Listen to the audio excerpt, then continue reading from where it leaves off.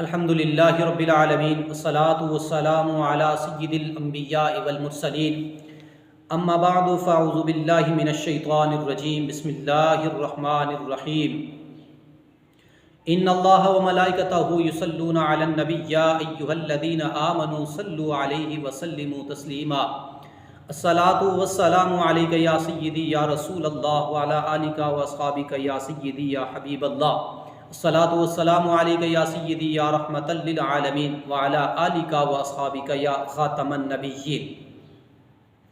اللہ تبارک و تعالیٰ کی حمد و ثنا حضور نبی اکرم صلی اللہ تعالیٰ علیہ وسلم کی پاک بارگاہ میں نذرانہ درود و سلام پیش کرنے کے بعد نہایت ہی واجب الاحترام سامعین کرام السلام علیکم ورحمۃ اللہ تعالیٰ وبرکاتہ۔ حضرات محترم، نہایت خوبصورت سی حقائق لے کے اب حضرات کی خدمت میں حاضر ہوا ہوں۔ سامعین عزیز وقار، حضرت شیخ سعدی رحمۃ اللہ تعالیٰ علیہ بیان کرتے ہیں کہ ایک غریب شخص تھا، اس کا چھوٹا سا بچہ تھا، تو جب اس بچے کے دانت نکلنا شروع ہوئے تو وہ غریب شخص جو تھا وہ بہت پریشان ہو گیا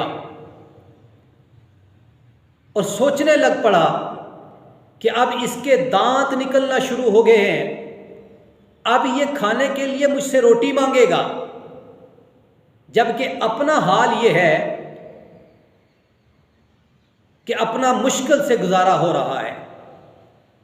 اب وہ اسی سوچ میں گم ہو گیا، یہی سوچنے لگ پڑا، لیکن کسی نتیجے پر نہ پہنچا، اس کو کچھ سمجھ نہ آئی۔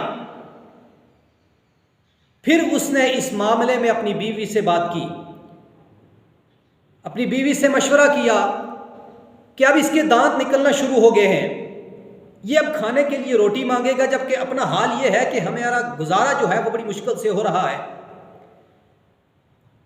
تو بیوی نے پر اعتماد لہجے کے اندر کہا کہ تم کیوں پریشان ہوتے ہو؟ تمہیں اس کی کیا پریشانی ہے؟ اگر تم اس کے کھانے کے ذمہ دار ہوتے تو تم تو اس کو مار دیتے۔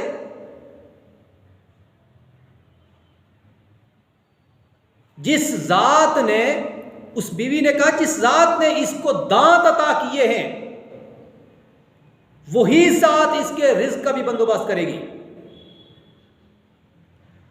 تم خواہ پریشان ہو رہے ہو۔ جس ذات نے اسے دانت عطا کیے ہیں وہی ذات اس کے رزق کا بھی بندوبست کرے گی۔ اور وہ بیوی کہنے لگی کیا تم نہیں جانتے کہ ایک شخص اگر کسی غلام کو جب خریدتا ہے تو اس کے کھانے پینے کا بندوبست بھی وہ خود کرتا ہے، اور تم اتنے گر گئے ہو کہ تمہیں اس رب پر اتنا بھروسہ بھی نہیں ہے کہ جتنا بھروسہ وہ غلام اپنے آقا پر کرتا ہے۔ تمہیں اپنے رب پر اتنا بھروسہ بھی نہیں ہے۔ اصل مسئلہ جو ہے وہ دل کا ہوس سے پاک ہونا ہے۔ جب انسان کا دل جو ہے وہ پاکیزگی حاصل کر لیتا ہے تو پھر اس کی نظر میں مٹی اور سونا برابر ہو جاتے ہیں، ایک جیسے ہو جاتے ہیں۔ جب اس کے انسان کے دل میں پاکیزگی حاصل کرتا ہے انسان اپنے دل میں، تو اس پاکیزہ دل رکھنے والے انسان کی نظر میں سونا اور مٹی جو ہے وہ برابر ہو جاتی ہے۔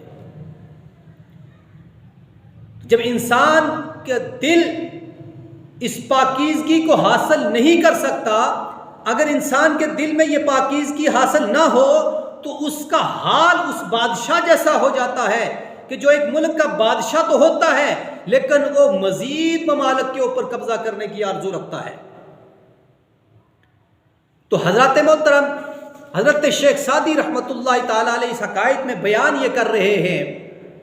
آپ فرماتے ہیں کہ اگر انسان کے دل سے دنیا کی ہر طرح کی خواہشات سے وہ پاک ہو جائے اور اس مالک پر کامل یقین ہو جائے اس کو، تو پھر اس کا کوئی کام جو ہے وہ ناممکن نہیں ہوتا۔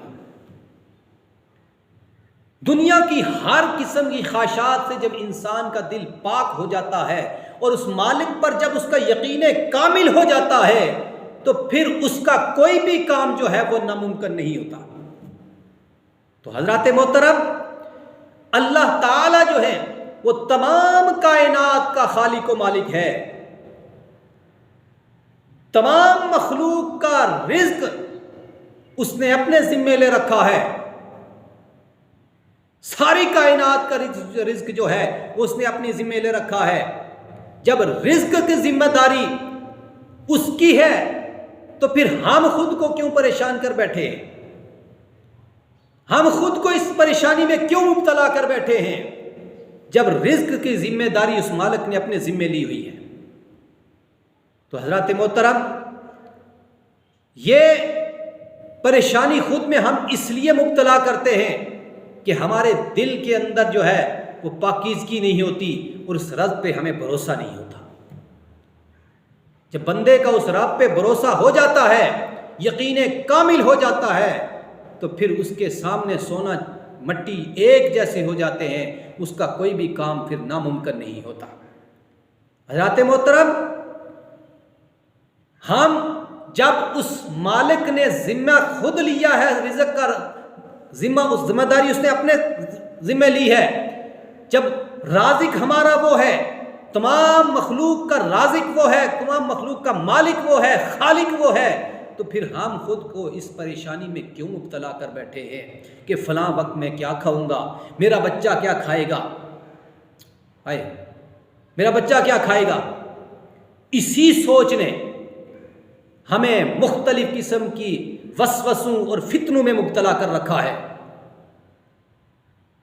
یہ جو سوچ ہمارے ذہن میں آ جاتی ہے، اس رب سے جب بھروسہ ہٹ جاتا ہے تو یہ سوچیں ہمارے دل و دماغ میں جب جگہ بنا لیتی ہیں، جب ہمارے دل کے اندر، ہمارے دماغ میں یہ سوچیں آ جاتی ہیں، فلاں وقت میں کیا کھاؤں گا، میرا بچہ کیا کھائے گا، یہ جو سوچیں ہیں، پھر یہ سوچیں یہ مختلف قسم کی وسوسوں اور فتنوں کو جنم دیتی ہیں۔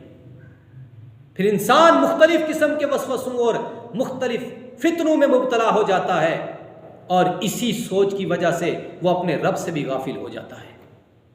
تو حضرات محترم، اللہ پاک کی بارگاہ میں دعا ہے، خالق کائنات ہمیں ان وسوسوں اور فتنوں سے محفوظ رکھے اور ہمیں وہ یقین کامل عطا فرمائے، ہمیں اپنی ذات پر بھروسہ اور یقین کامل عطا فرمائے۔ اللہ تعالی ہمیں عمل کی توفیق عطا فرمائے۔ السلام علیکم ورحمۃ اللہ تعالی وبرکاتہ۔